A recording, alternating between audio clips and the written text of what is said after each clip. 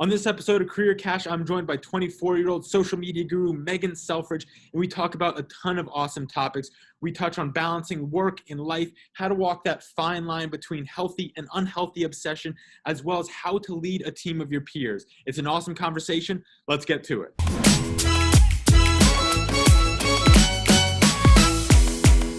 As this is the first episode, I think it's just only appropriate for me to go ahead and introduce myself. My name is Ben Fagan. I graduated from Lynn University back in 2018 with my undergrad in journalism, got my master's in 2019 in digital media, and I played baseball here. And for just about all my entire life growing up, baseball is all I wanted to do. I wanted to play professionally, reach the major leagues ultimately, and college for me really was a stepping stone of getting there. But, you know, I had such a great time in school, learned so many great lessons here.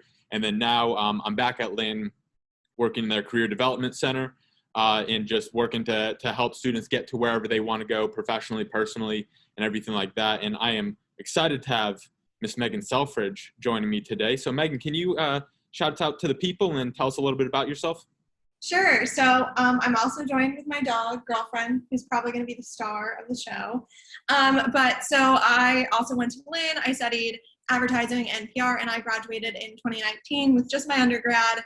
And so since then, I have spent the past 2 years at a startup here in New Jersey. And I work in social media marketing and help out with influencer marketing as well. Fabulous. We love it. So can you talk a little bit about what it's like working at a startup and kind of that transition coming out of college and then going into the, more business corporate world? Oh, for sure. So it was a big transition for me. Luckily, like the startup that I work for, it's definitely like a family business. I have a really close relationship with all of the owners, and it's definitely more of like a casual environment, which I think is really good. Like, I don't think I'm well suited for like wearing business professional to work every day and Excel sheets and everything like that. So I've really enjoyed working at a startup, but transitioning out of college was definitely a really big transition for me. Originally, when I graduated, I thought that I was just going to go straight into freelance social media marketing and really get the ball rolling with that. So I originally started the company that I'm with now as an intern, and they were actually outsourcing their social media. So they were working with an agency out in San Diego, and it was really great and everything. But I came in and I was literally just there to help out and reply to comments. But somehow I convinced them to drop the agency and let me take social media in-house, which was crazy. That looking back now, I cannot believe that I have the audacity to say that I could do that. And luckily I could, and it worked out. But oh my gosh, it was just such a huge transition because I had done a lot of social media internships and everything at school, specifically with Career Connection, Social Impact Lab. And then I did some work with Bloomingdale's, and it's just such a different ballpark, running Career Connections, Campus Rec, or Social Impact, where you're getting your target audience is very small, right? Career Connections Instagram probably never needs 1 million followers because you're not going to have 1 million students at Lynn at one point, So having to pivot from just trying to get engagement up and getting kids to come into the office was so different than focusing on conversion rate and link clicks and revenue and organic versus paid. And it was such a big transition for me. I really struggled. And because they were outsourcing, and then all of a sudden I came in and I was like, I can do that if you guys wanted me to. And it was really tough. I'm not going to lie to you. There were some days where I would just get really overwhelmed. I'd cry on my way home from work. So I'm like, how is this going to work? But it worked out really well. And we had a really great 2020, which feels weird to say because 2020 was obviously such a tough year across the board. But yeah, now I have a team under me, and I'm really excited about what we've been able to do and what I've built. Really, I'm very proud of it, and I really like the community that I'm able to work with. I have a really, really passionate group of followers and customers that we have, and it's been a lot of fun to build relationships with them and get to know them personally, kind of just through the nitty gritty, hey, your nails look great, love this post, So I want to kind of take you back to something that you mentioned earlier that I think is really interesting. you said, it takes a lot of, audacity. How, looking back on it, how do you walk in there and say like, hey, I'm running the show now? And it takes some certain level of confidence, and you have to have the belief in your ability, but also, how do you have that conversation with, your boss or the company and saying like, hey, we got to move this way. This is something I can do. How do you go about that in general? I so easily, like I felt like at that time, like at 21, 22, I was like more confident in my abilities then than I am now, even though now I have like a track record of like real success. I like so easily. Why do you think that is though?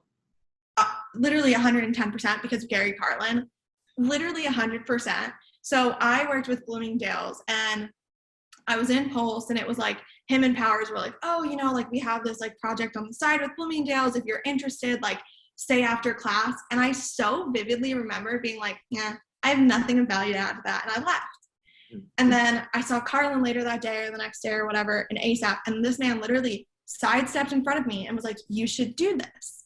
And I was like, okay, I guess. But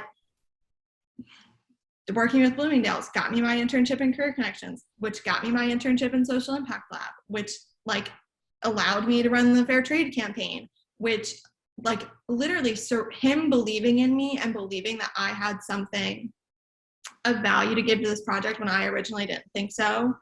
It got me surrounded with Barb Cambia, we're obsessed with her. We love Barb. Powers, Carlin, like Jerry, Arena, like all of these people who believed in me so much that it taught me how to believe in myself. And I think that is like the most valuable asset that I really got out of Lynn, was just like having these people who championed for me and made me believe in myself. Because realistically, like, I hope my bosses don't see this, but like I didn't really have the experience to come in and be like, I can do this better than like a really successful digital marketing agency that like really knows their stuff, but like they believed in me so much. Like all of these professors and all of these people at Lynn believed in me so much, and it made me believe in myself that I think I was able to really like get my employers and like my supervisors and the company owners to believe in me. Yeah, and what I think too, like about it too, is just like where you're talking is like people want to work with people. And so like you're saying like you are a person, you have a personality, you have it. So you may not have, and this is something that like I share with a lot of students too, is because it's tough. You're coming out of school, you're trying to get an internship, whatever it is, and you're like, every job asks for 25 years of experience. And I'm like, I'm 22. I'm 23. How am I supposed to have 25 years of experience if I'm not even 25 years old? And start working out of the womb, really. Exactly. And so then that was a conversation that I actually had, was like this idea of who you are right now in exactly your position is valuable, and you have your perspective to always bring to the table. Because like sitting with, this big wig execs, at the major board, the C-suite, all that good stuff, they no matter how experienced they are, they don't see the world exactly how you see the world. You see it in a unique way. And so you're able to bridge gaps that they may not see. And so I think that's like so important for students, young people coming in, out of college, whatever it is, whatever stage, and especially somebody like what it sounds like you're experiencing, where it's like, hey, I'm not a corporation, I'm not a big agency, but I have some level of perspective that, will allow me to do this. And was that kind of how you thought, like going in with that level of perspective outside of all the people, championing you and having your back? 100%. So I was brought in to reply to comments. Like that was literally my job. And then to just kind of do like whatever else was needed. And like my view of social media is like very similar to like Humans of New York. I think that is the most important Instagram account out there. Like I feel like it just does such a good job of humanizing everybody and like putting it in perspective that every single person that you come like across and cross paths with is living their own lives. Because I feel like that's something that you forget a lot just in the day-to-day life because you're so focused on yourself. And I feel like social media has the potential to have a really positive impact if you're intentional with the way that you use it. And I feel like the biggest like positive of social media is the community that you can build and the impact that you can have through that. And so community management, like that's something that I stress to my team every single time we've onboarded somebody. Like that is the foundation of our success. If you can like get people to care about what you're doing and get them to buy into you, because then that's not only social proof that's going to convert new customers, but it also increases brand loyalty and like customer lifetime value and all of those things that you want. So like having that perspective and having that be my priority, which was my priority in terms of social, because that is what I was focused on in my internships at Lynn, was the community factor of it. I think that was definitely like the unique perspective that I brought, because before that, like, unfortunately, no one really had the capacity to handle all of like the comments and everything like that. And the agency was literally just doing like content creation and captions. So they weren't really doing a lot of community management. And so like me being almost obsessed with building the community and like responding to pictures that were tagged in and everything, I think was definitely like my unique perspective for sure. And so you mentioned that word obsessed, and it's one that I love, absolutely, because I think in order to get places that you need to have some level of obsession, but in a healthy way. And it's a dangerous road to go down and a fine line to walk, of that level of obsession in a healthy way of, being competitive, wanting to, accomplish great things and having that, kind of fire within you, which is a great thing. But it also can lead down like a very, very dark path of becoming obsessive, as people think of it naturally, of being a bad thing. So how do you go about balancing that tenacity, that wanting to really build something from the ground up and really make it great and put all your effort, time, and energy into it without burning out, without draining yourself? How do you balance that? How do you walk that line? So that's honestly something that I'm like, I feel like I've just now gotten to a place where I'm like starting to navigate that. Cause I mean, like I was obsessed, and I think like on one degree, if you're going to work at a startup, you need to be borderline dangerously over ambitious, because like I didn't have anyone to hold my hand. I was like, hey, I want to do like an affiliate influencer program. And I was like, this is what needs to happen. And they were like, okay, go do it. Right. Like at a startup, there's too much work for, like, you need to be okay with figuring things out on your own, and you need to be a self-starter.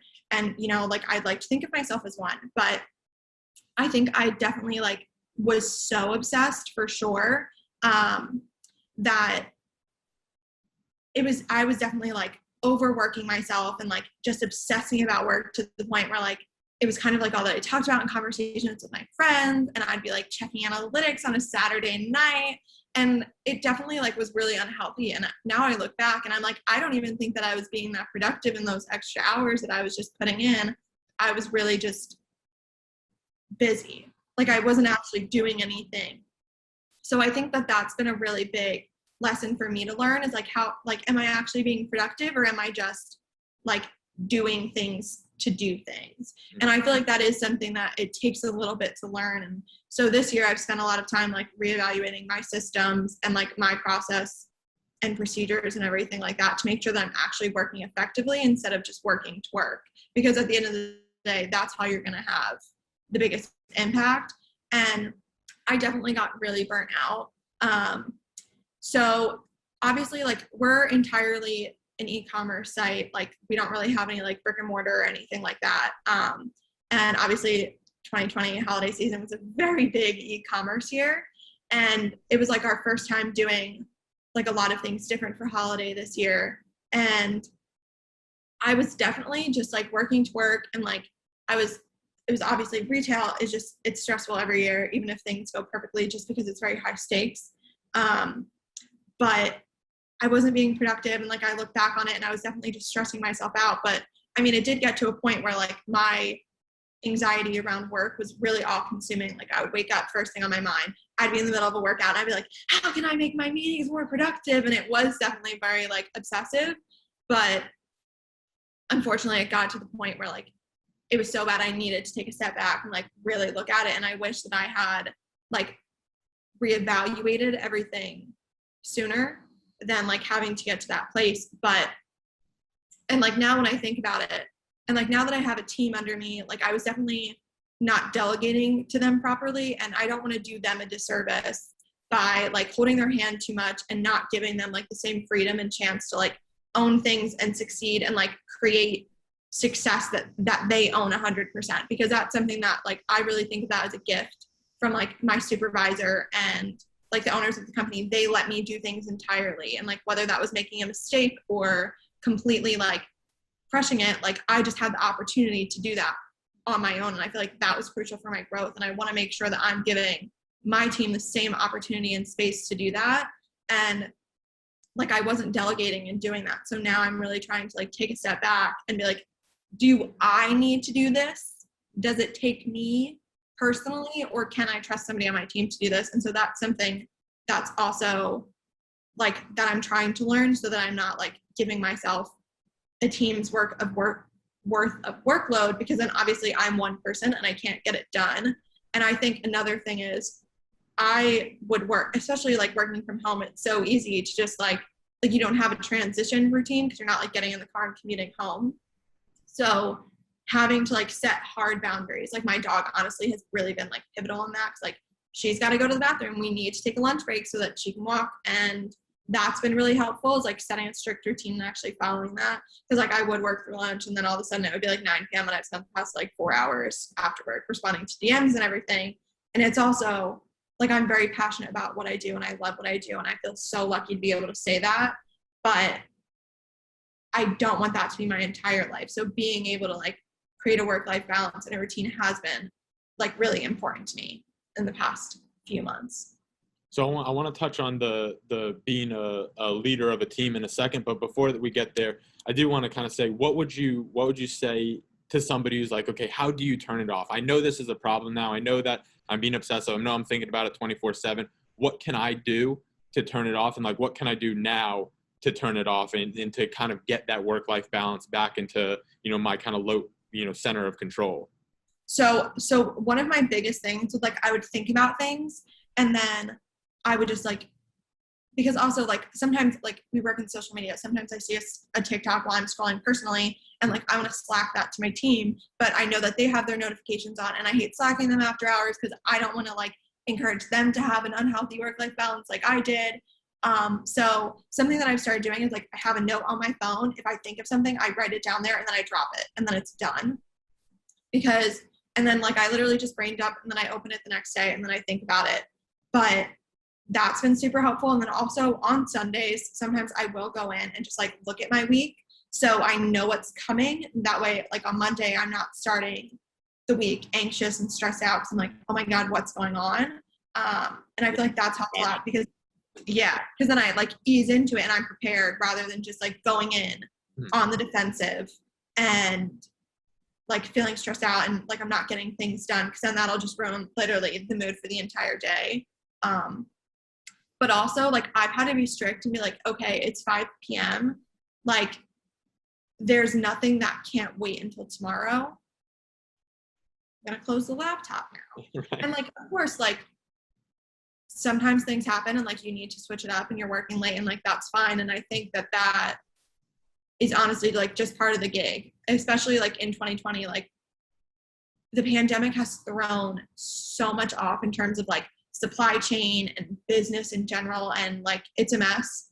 I ordered a couch in May, won't be here until August, like, and that's just out of your control, and sometimes that's going to affect things and you need to like work a little bit later or like start a little bit earlier, and it just needs to happen. And so I feel like that is a chip on like our generation's shoulder, is because nobody really wants to like be the first one in at 8 and like the last one out of the office, and like that's what I thought I needed to do to be successful. And like realistically, you don't need to do that, but sometimes like you need to be flexible to get the work done and to do a good job. So I think you also need to like have enough pride in your work to be like, okay, I'm going to do this so that it's done well because my name's attached to it, Yeah. I think that's the importance about turning it off and enjoying and embracing these other things in your life, whether that's, your dog, your plants, whatever it is, and having these other things in your life. Not saying you're just a dog and plant lady, far from it. That's fine. That's all I've got to me. I'm just really not a multifaceted at all here. Hot sauce, house plants, and dogs. That's all I've got. Glasses. Right. My sunglasses. Yeah. So, but having those other things in your life, that's why it's so important, because when you have those things where it's like, okay, yeah, I need to work late or whatever to get the job done, you're not resentful of it. You kind of embrace it and you can do those other things. And it is a tough thing. And I think it's important to acknowledge going into it that shutting it down at 5 or 4, whenever your day ends, closing the laptop, it's tough. And understanding with yourself, saying like, okay, this is tough. It's going to feel kind of rocky and uncomfortable at first, and allow yourself allow yourself to do that, kind of be disciplined to do it. And it takes definitely discipline to do it, but know, like you mentioned, that it's going to be there tomorrow. And then the more you do that and the more disciplined you are, when you need to be flexible, you'll be able to do it and not like stress out, because like, okay, more often than not, I'm able to turn it off. And now I have to keep it on, keep the lights on a little bit longer. It's no big deal. So I think it's so important to embrace these other areas in your life to allow you to reset and recharge so you can come back the next day and do your best work, 100%. And I think that is like that, having different areas of my life has been huge, because when I would work all the time, I definitely got resentful. And like, there was a time when I was working in customer service, and because, like I work in a nail company, it's DIY nails. Obviously nail salons shut down in 2020. So there's a huge demand for, at-home nails. And all of a sudden this, like, the owners had to figure out how to scale a business like a million times that nobody was prepared for, because you needed to do it in like 3 days. And so, like, we were a little backed up. They were also trying to like figure out the best way to keep people safe. And customers were kind of mean. And like, because I didn't really have anything and I was just a workaholic at that point, and like work was my everything. Like after spending a day pretty much like getting cursed out by customers and not having like a routine or something else to go focus on, sometimes I would definitely be like, geez, I wish like I worked at a big company where they thought my name was like Morgan and I just plug numbers into Excel sheets and everything. But like, realistically, like, that's not what I want to do at all. Like, I want to work and like be, like, that's just not actually what I want. But I definitely like had moments where I was like, oh my God, this sucks. And it did suck. But like now when things suck and things go wrong, I'm like, okay, that's okay. Because I have like other things to like take my mind off of it and like put me in a better mood, Just like Lady the dog, girlfriend. Sorry, I apologize for getting the name wrong. Girlfriend. She is a lady though. She is a lady, but girlfriend the dog. She's a real MVP. Yeah. So I want to jump back to like I promise, jump back to leading a team, because you're 24, right? Yes. Yes. Okay. Next Thursday, if anybody wants to wish me a happy birthday. Next Thursday, folks. Okay. The happy birthdays will be pouring in. And I'll have to make a note of that too. So that's neither here nor there. So going back to leading a team, you're 24 years old. Kind of take me through, all right, what does your team look like? And then kind of talk about this idea, because I think it's very real. I'm 24 as well. And you go into these things and it's like, okay, I'm 24 years old. Like what business do I have leading a team? Was that a thought that you had or not? Because it's different for everybody. So what was it like when you got put into that position of actually leading a team and not just being a part of the team? So I actually like just kind of like happenstance happened to get my team. Like it was something where like there was just so much engagement going on social, and like it was something that I couldn't manage by myself at all. And we were also like drowning in customer service, and like we were helping out there, and like because we were delayed in customer service and shipping orders, like the first place you're going to go to complain is on my Instagram post, and you're going to make us look bad. And so it really started to affect our brand base, and I was irritated. I was like, no. This is something that I've worked the past like year and a half. I've put my blood, sweat, and tears into it. You are not going to ruin that just because I'm sorry that we're a little bit delayed because of the global pandemic. Right. And so we were like looking for a new customer service manager, and they had interviewed a candidate, and I just didn't know like if we were going to move forward or what was going on. So I plopped down in the CFO's office and I was like, I'll run the customer service team. I'll do that with the job that I do now. I'll do that. I just need like 2 people under me to help with the social media stuff. And obviously he was like, do you actually want to run the customer service team? And I was like, not really, but somebody needs to do it. And if you need somebody to do it, I'll do it. I'll do it right now, because it was affecting the thing that I had built, but luckily they went with another candidate, and they didn't actually, he was like, we're not doing that. And I was like, thank goodness. Cause realistically, I don't actually want to handle the customer service team. So it definitely worked out. But with that, I did get 3 interns for the summer. And so it was really awesome. And then the team, it was definitely like at first they were really just brought in to do community management and everything. But as like the priorities have changed and the team has grown, like now I have 3 like associates under me, and it's crazy. And I definitely do feel like I have no business leading a team, but on the same hand, I kind of do, you know? So I feel like that is like my current struggle, where like I feel like I was just kind of like acting because everybody's like our age, you know? Like it's not like I'm leading a team of like college students where I feel like that would make more sense. Like I'm leading my peers, which is definitely a weird thing to do. And I was definitely acting like the girl that just so happened to be like kind of like the leader of the school project, like for no reason. And I feel like I definitely wasn't positioning myself as a supervisor. And like now that that's something that I'm trying to do, because like I said earlier, because they all originally started literally just replying to comments. And then like I've kind of gradually like, okay, you're owning Facebook, you're owning TikTok, Instagram, YouTube, Pinterest, whatever. And like they all do really good work. You know, like I'm so lucky. I really am. Like I'm really lucky with the people that I have on my team. But I definitely wasn't giving them the space to like own the project and like step into it in the way that I was. And so that's definitely something that like I'm trying to work on. And I know that I haven't even begun to learn like how to actually do that. So I'm always like, what do you guys need from me? Like I'm trying to send like feedback surveys so they can tell me what's going on. And like, you know, I think that like one of the most helpful pieces of feedback that I got is like we talk about a million things in like the social meeting and like we have all these ideas, but something that I wasn't doing was like assigning owners to the tasks to make sure that they actually got done. And then like nothing was happening and we had all these great ideas, but no actions were taking place because I wasn't doing my job to like delegate that properly and like assign deadlines. And so that's something that like I'm trying to be super conscious of now. But yeah, it's weird. I just met with HR yesterday and I was like, how can I do this better? You know, because my supervisor, I'm obsessed with my supervisor and I think that she's done a really great job of guiding me and like just helping me grow as a person. But then I'm always like, okay, what would Itzel do? Like, how would Itzel say this to me? Like I very much so like replicate her because I feel like she's done a really good job like leading me and like helping me transition into the corporate world, really. I love it. That's beautiful stuff. Beautiful stuff. And I think that's a really kind of important thought too, is you have the goal of wanting to the best you can, but understanding that your only responsibility is to do the very best you can under the circumstances you're given. Mm-hmm. And as you know, I'm sure there are plenty of situations where it's like, okay, I could have done more. You can always do more. You can always work more. You can always this, that, the other. But I think you can always be proud of yourself is when you look back on or look yourself in the mirror, however you want to go about it, and think about like, okay, did I do the very best I could under the circumstances I was given at that time? Because you can look back and say like, oh, well, now I know this, I should have done that.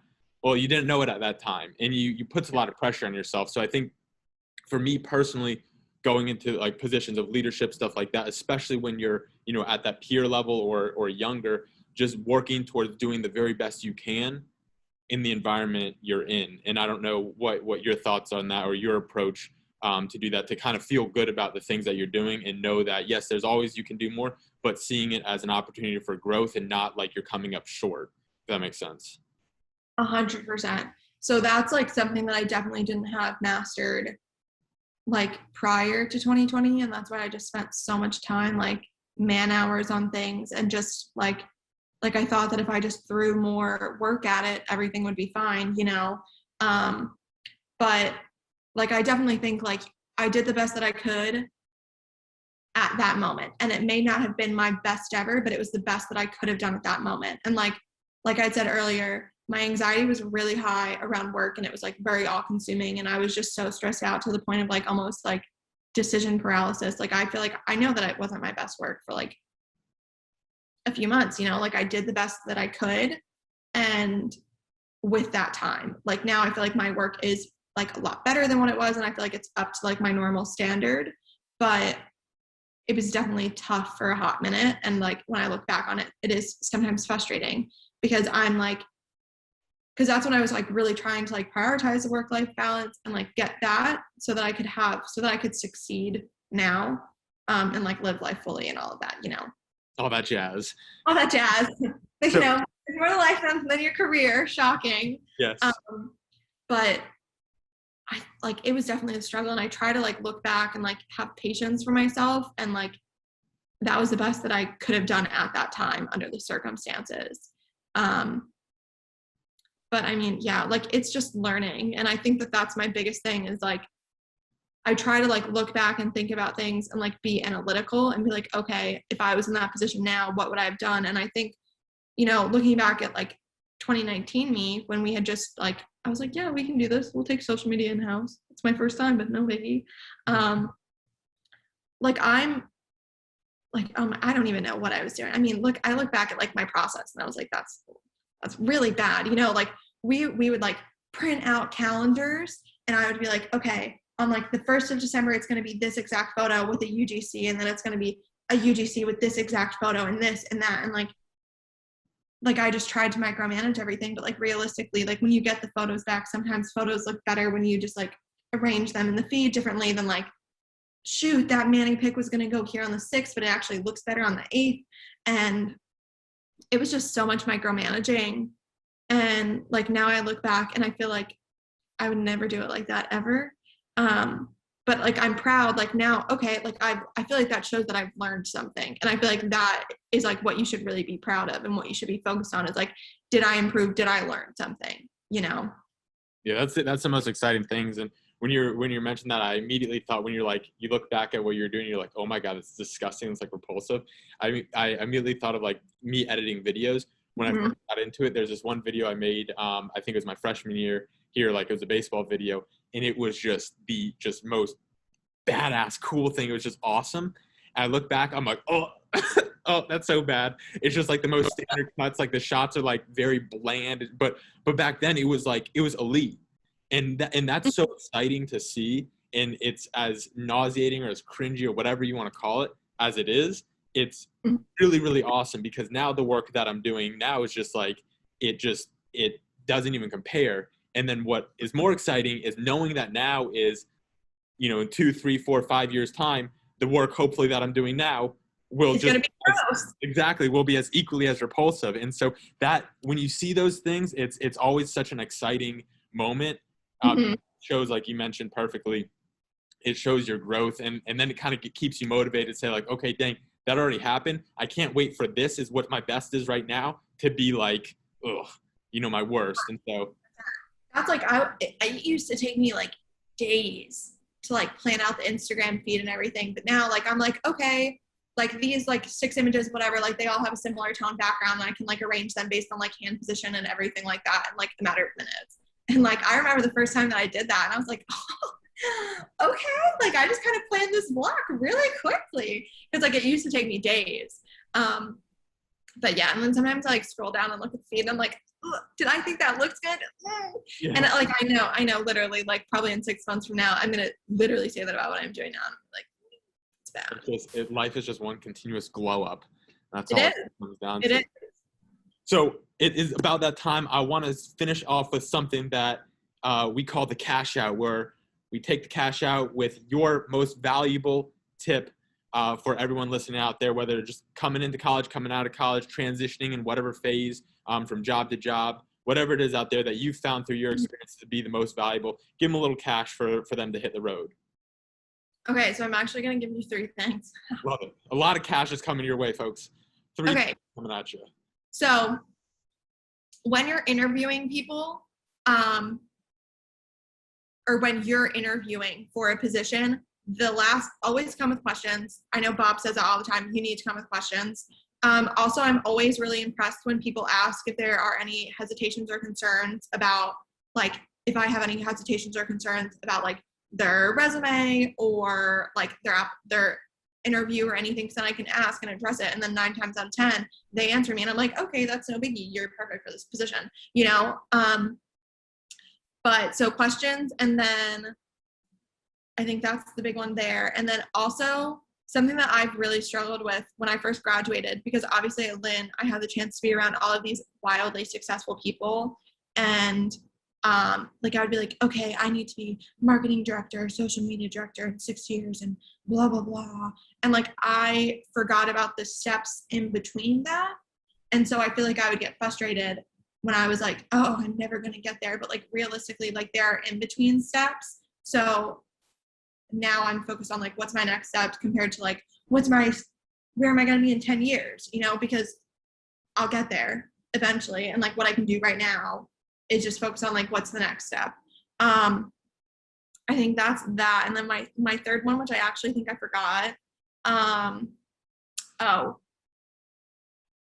is do more than you're given, but don't burn yourself out. So the reason that I think I was trusted, because I mean, when we had taken social media in-house, these people had only known me for like 3 or 4 months, but I feel like I showed that I was a self-starter, and like, I'd be like, oh, this needs to get done. Okay, I'm going to do it. And like, I'll step up and do that. And like, to one degree, you need to get a little bit comfortable with doing things outside of your job description in terms of like one-off projects, but because that's what's going to show that you deserve more, and that you get more responsibility and everything. And I think the biggest thing, like, if you're in work right now and you want to get promoted, like, act as if you were promoted, like, show up with that energy, because then it's going to catch up to you,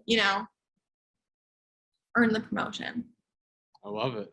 That's a lot of cash being thrown out there. So this is a lot of fun. Megan Selfridge, everybody. She is the social media guru. So anytime you need any questions, any help with that, any guidance with that, I know she's your girl for all of that. And she's got a trusty sidekick there in Girlfriend the dog. So Megan, I really appreciate it. And I'm excited for all that's to come. Of course, me too. Thanks for having me.